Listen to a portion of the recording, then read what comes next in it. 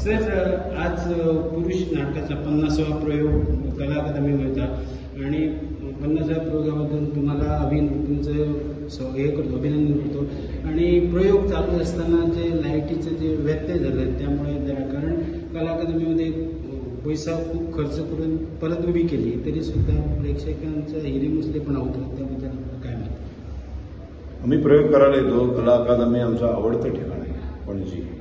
इतकं सुंदर परिसर, इतकं छान हे बांधलेलं आहे आणि हे सगळं असं इतकं छान असून त्याचं व्यवस्थापनच नाही आहे.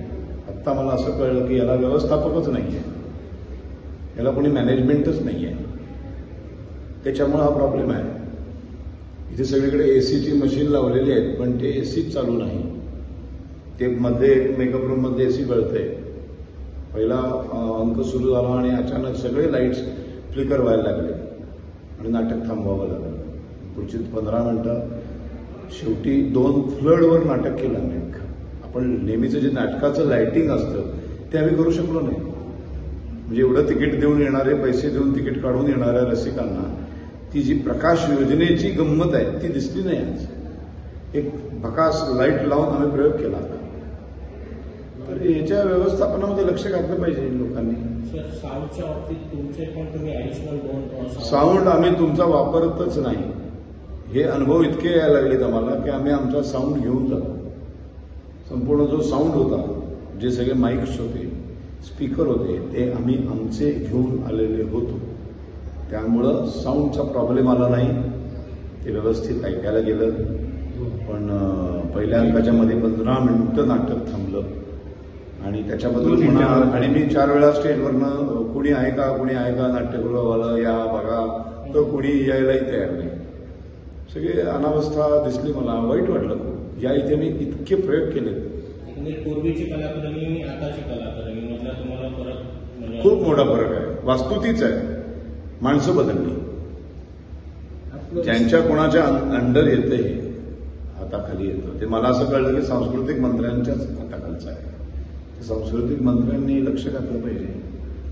आमचे तुमचे गोव्याचे मुख्यमंत्री प्रमोद सावंत ना, ते आमचे मित्र आहेत चांगले. मी या माध्यमातून त्यांना हात जोडून विनंती करतो, प्रमोदजी लक्ष घाला.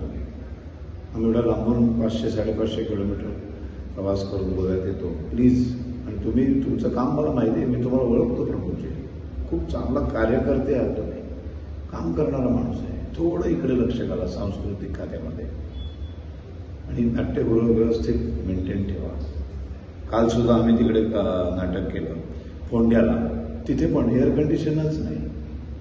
स्टेजवर आम्ही घामाघूम, आतमध्ये मेकअप रूममध्ये घामाघूम.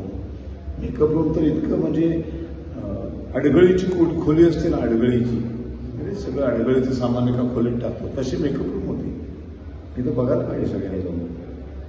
काय गोव्याचे नाट्यरसिक काय फार मोठी परंपरा आहे.